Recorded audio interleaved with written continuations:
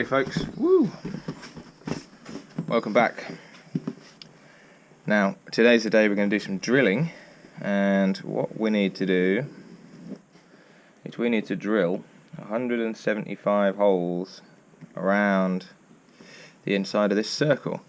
Now, I don't like marking out, and I don't like measuring small distances, because each of these holes needs to be 9 millimeters apart, and that's about that big, maybe a bit bigger.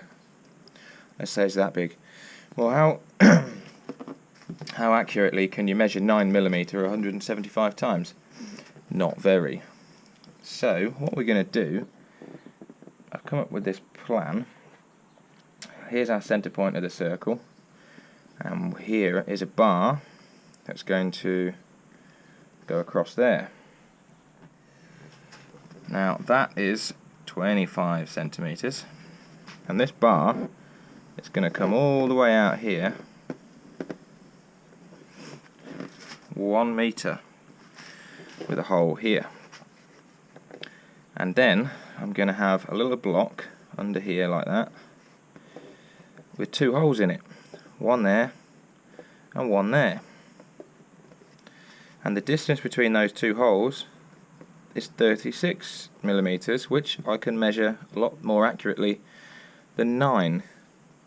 So all I do is I drill the first hole, then I put my pin through this bar into that hole and move this one to here. Drop the pin in, and I know that this circle has moved that way 9 millimeters, and that's repeatable. It'll do that every time. Yeah, that should work. Now, I did do a load of very complicated maths all off the interwebs to sort of prove that this was going to work, and the only bit that really matters is our circumference in millimeters, which is 4,712 times 2.7 degrees of rotation, which I worked out by doing 36 as a factor of the total, or 9, whichever way I did it. 2.7 degrees of rotation. Divide that by 360 degrees in a circle, and the answer is 35.4 millimeters. Now there's a couple of rounding up points in that maths, but basically nearest makes no odds, 36 mil. So that's what I've just checked the maths that I sort of intuited down there. So that's that. Need to make this rig. It's obviously going to be mounted on a board like this, and my drill is going to be about here. That's not very good, so that's got to fit around there, and we've got to build all this rubbish. So let's get on and do it.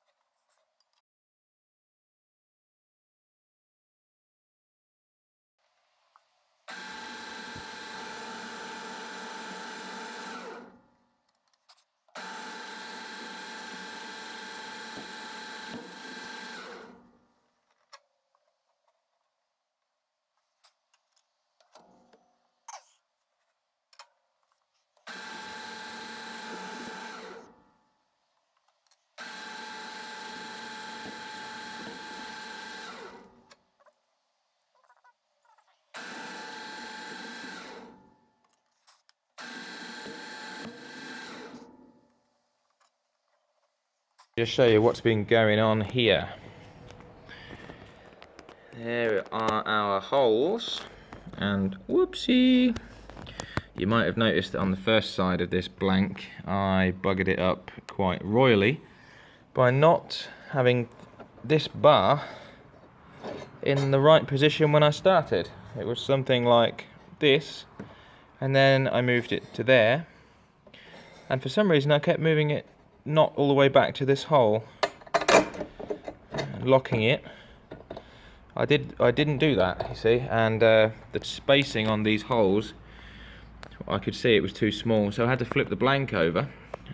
Luckily it's got two sides, and well, there was a big bit of bark here,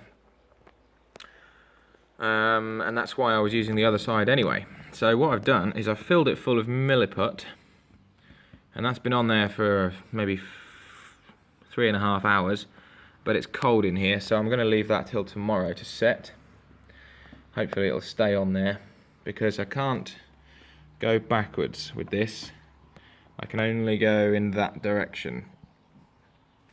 So I've done 34 holes. Yeah, let's explain what this does. Okay, so these holes are 9mm apart, hopefully. And the way it works is this distance from here to here is 25 centimeters, and this distance from here to here is 1 meter. So you've got 4 to 1. So if I want to move 9mm here, which I can't accurately measure 9mm, what I do is I move this end 36mm this way, and that ratio of 4 to 1, 9, 18, 27, 36, gives me a 9mm movement here. That's the plan. Now, whether I'm going to end up with 175 holes around the outside of this, I'll be amazed if I do, but we won't know until tomorrow. So you can see how everything's mounted. Yeah, that's that. Alrighty folks, welcome to the bonus content. And today on the lathe we have a 11-inch blank of Sycamore. It's a bit of offcut that was the outside of a log that I used to turn something recently. Can't remember what I used the middle for now. It was a decent size, so I thought I'd make a nice classic bowl today while we're waiting for the milliput to dry.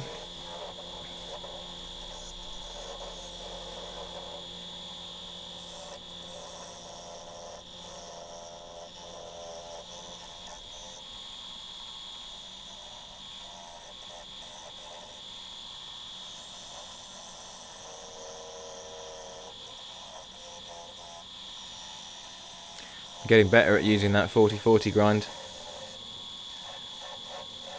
especially on the hollowing. It was, I think, my favourite ever hollowing on this little bowl, if you can have such a thing as a favourite hollowing.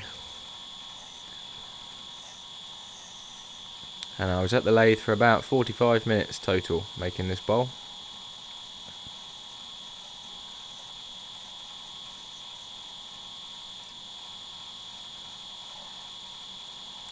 I am conscious that I don't want to rush the big project at all. If it needs me to wait, then I'll wait. But at the same time, I've got to get it done, because that wood is going to warp a little bit.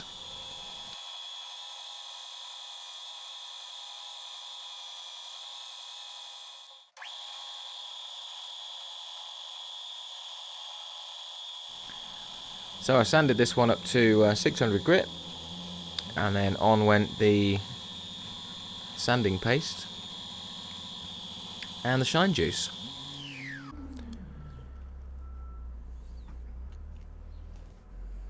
And we've come to the portion of the show where it's time to showcase some of your fantastic work.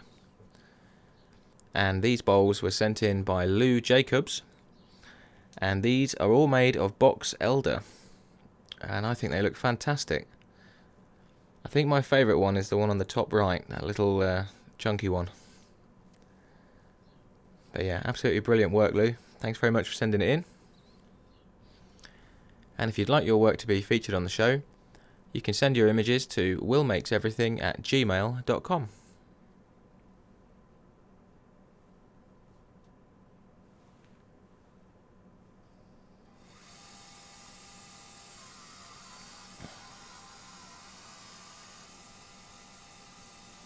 Just putting a fresh edge on.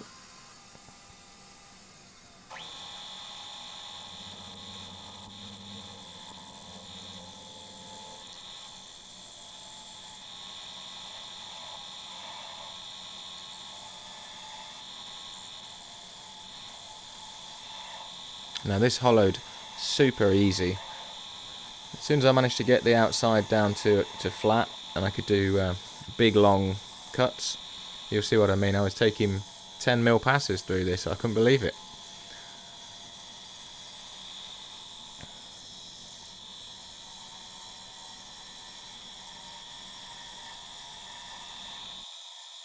Looks like I might be starting to get some form of half decent technique going on. It's only taken me 2 years. And I'm pretty pleased with it.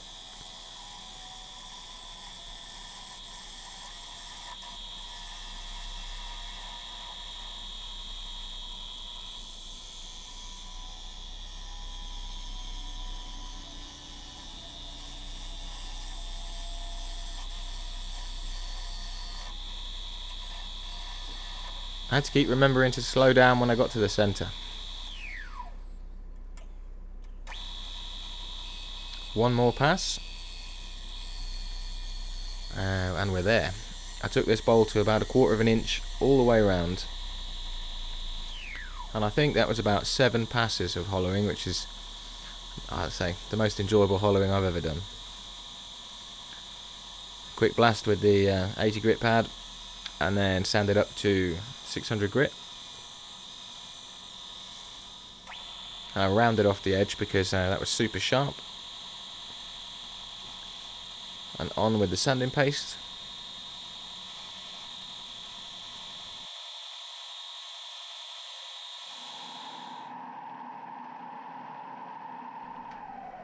And finished it off as ever with the shine juice.